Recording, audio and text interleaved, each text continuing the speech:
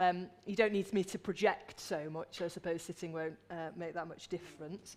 But I feel like I'm behind a desk, which is interesting. They are where they always have been, Brian. It is really lovely to be asked to come tonight, and I've been looking forward to it. I must admit, though, that the theme had me stopping short, and not many themes do. To be honest, you know, I've just said I'll talk as long as you want me to, and anybody that's heard me preach will attest to the fact that I will keep talking. I will undoubtedly get excited at some points and animated, but I have no problem filling the time. But my two favourite Bible stories, and I just went, I've no idea. I have not the foggiest what my two favourite Bible stories are. I probably could have done verses, if you verses that stand out to you, because quite often we have those verses that keep coming back to us in our lives, don't we? But stories are something very different, and it interested me because I believe very strongly in the power of story, in the way that narrative conveys meaning to us. One of my children, my youngest child, Benjamin, he is 7, and he comes home with his chosen reading book, and it's always non-fiction. You know, we'll be having, he was reading to me about scaffolding the other day. You know, he's just like, wonderful. I've never thought so much about scaffolding, Benjamin. But he loves the facts. And he's like, well, I just want to know about stuff. And I'm the opposite. I love my facts contained within narrative.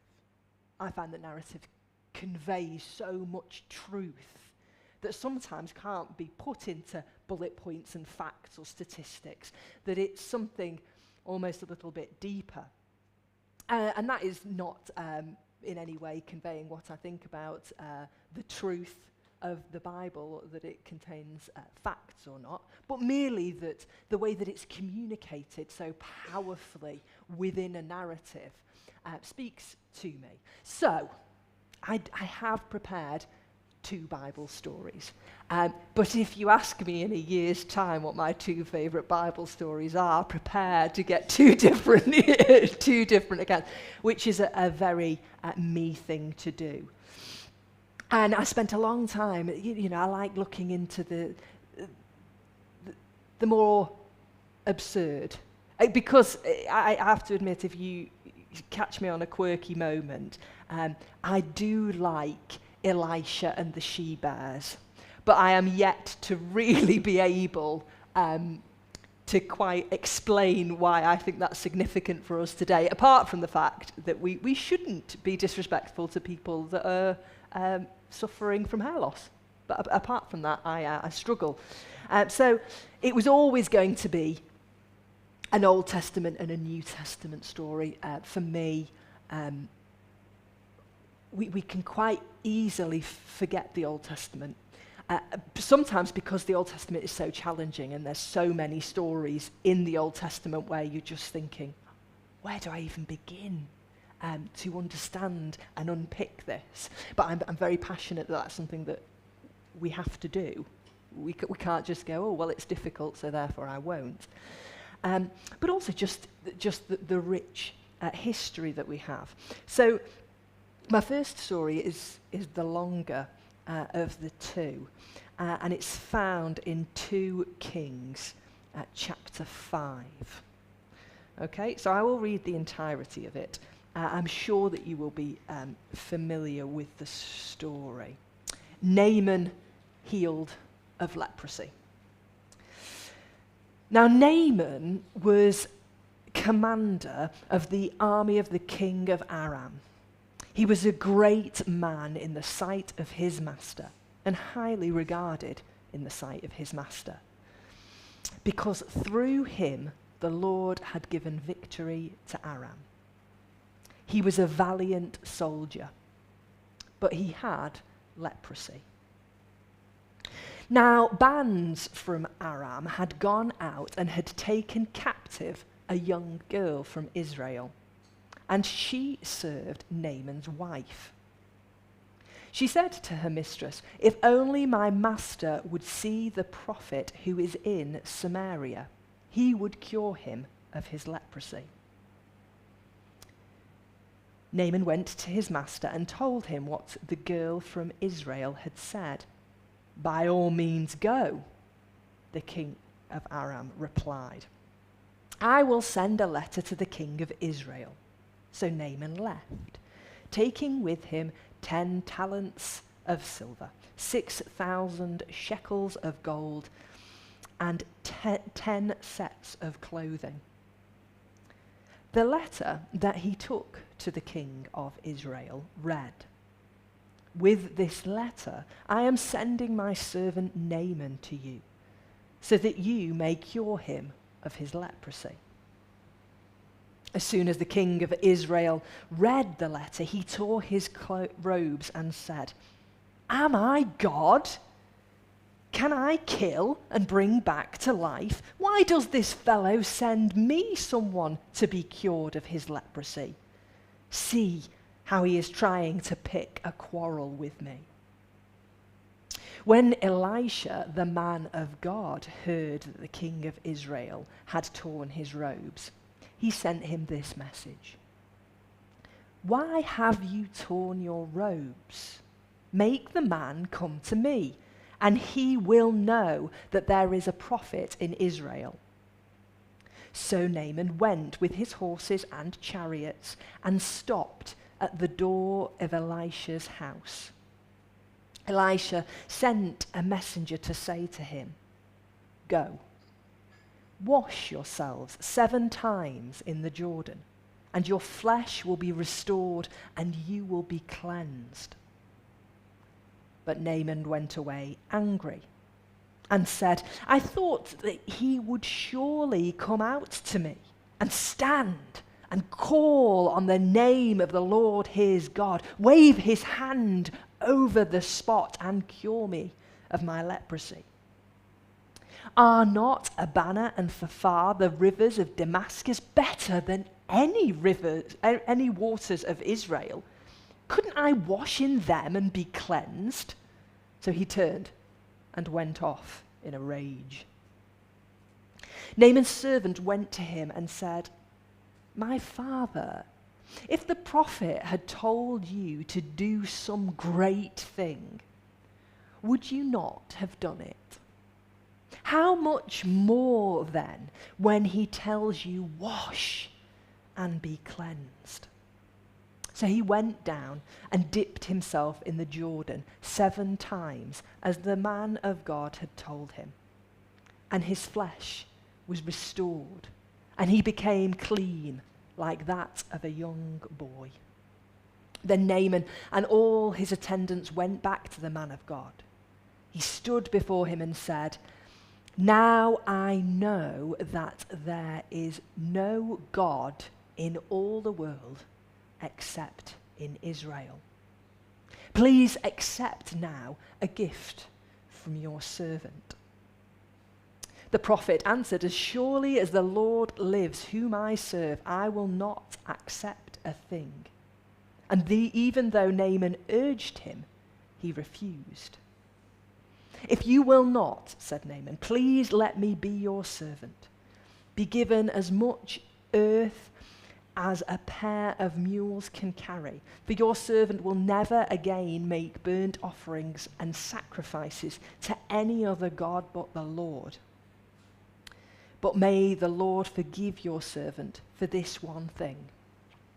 When my master enters the temple of Rimmon to bow down, and he is leaning on my arm, and I bow there also. When I bow down in the temple of Rimmon, may the Lord forgive your servant for this." "Go in peace," Elisha said. So I'm guessing that we've all heard that story before. Maybe not as often as some of the other Old Testament narratives. I can't remember doing it in Sunday school. It's not one of those. It's not David and Goliath or Noah's Ark. It's a little bit less well known. And yet, within it contains just such riches, I think, on so many levels. My initial reason for picking this story, and this links very much with the New Testament story that I'll share later, is the person who is the cause of this healing. And she isn't even given a name. Yes? And really, it is astounding that this girl who has been kidnapped and dragged into basically slavery decides to tell her master about Elisha. And it really does tie with one of the great themes of the Old Testament, and that is bringing glory to God. Okay? Because in the end, what happens with Naaman is he realizes there can't be another God except this one. And that is the great thematic sort of thrust throughout the Old Testament, of that being revealed, and it continually being revealed, that no, though there are plenty of other avenues for worship, actually the God of Israel is the one true God. And that's repeatedly what we will get. But it comes from such a humble place. It comes from a place that you wouldn't expect it. And, you know, we have quite a lot of new sort of interpretations and readings of Scripture. And I think that quite a lot of people struggle with how to deal with this woman because of her slavery, because of the great wrong that has been done to her. And yet, she responds in grace. She responds with love. And, you know, that doesn't excuse what's been done to her. I mean, it's often postulated that Naaman must have been really nice. He must have been really good to her because she's done this for him. But I don't really think that we need to diminish what he's done, which is carried somebody off into slavery and said, you're going to work for me now for no pay and away from your family. You know, I mean, we can say he was very nice about it, but that's not very nice. I don't know if anybody'd put their hands up and volunteer. No, definitely not me. I would much rather stay at home. And yet, God works grace. And yet, God brings about his purposes. And again, you know, there's so many times that we see this, and I almost think, particularly in the Old Testament, we have just so many more stories in the Old Testament. You know, it's that much bigger, isn't it? And so frequently do we have people really making bad choices, really not doing what God has told them to do, and God bringing about good, changing the direction and saying, actually now I can make something new. I can change what's happening. I can, you know, if we think about who Jesus is, that's because Israel didn't do what they were told. Yes? I'm going to make you a nation so you can bless the world. And then, crikey, they don't do it. But God is continually able to meet us in our frailty. And it doesn't take much. Because really, this girl didn't even get a name. And I mean, quite frequently we see that, don't we? And I'm going to be honest, quite often with the women, that they're not given names. They're not given any backstory. And yet, this story wouldn't be there except for her. The king of Israel does not recognize what God can do, does he? Yes? She sends him, and the king goes, "Oh my goodness, you are absolutely just seeking a reason to attack me, aren't you? You're pretending to send this man who has an incurable disease to me so that you can then go, well, you didn't cure him, we'll have to invade you." So much less faith than this enslaved woman who knew, who didn't have really a second thought about what God was capable of. And I mean, just hold that for a moment, because she's not speaking out of a place where her life has gone so well. Oh, God can do anything. Look at me. Take my life, for example. It's going brilliantly. No, actually, the king of Israel was probably in that place. She was in a place where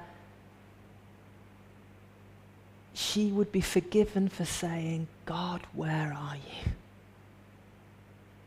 I've been taken from my home. I've been taken from the very place where I was safe to worship you. Actually, I don't think you're that great." And yet, that's not the position she found herself in. Her faith remained her strong point. And that really is the reason that I chose this story, because for me in my life, faith has always been that. I understand that suffering is a question that none of us can really give answer for. Why some things happen and other things don't.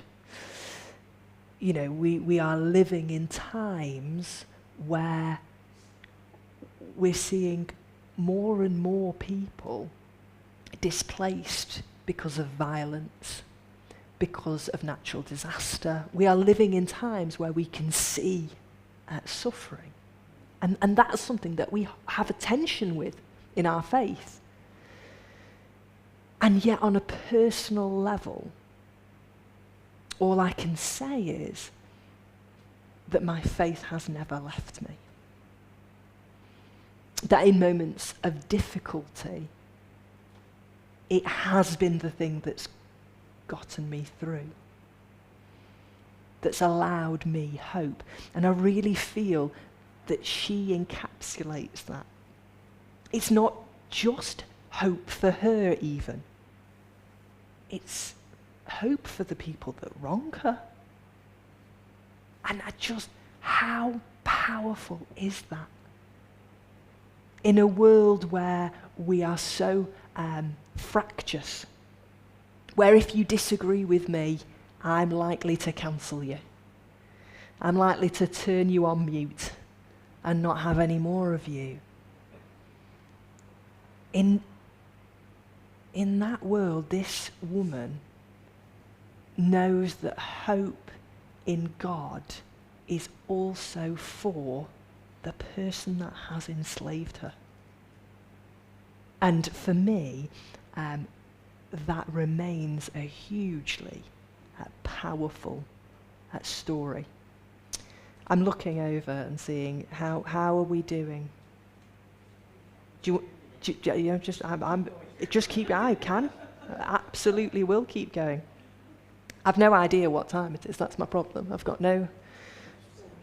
It's 4 minutes to 7. We're doing well then.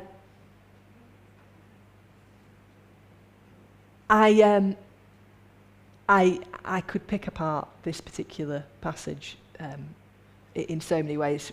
I love how annoyed Naaman is about the moment that he gets told, you're going to wash in that dirty river.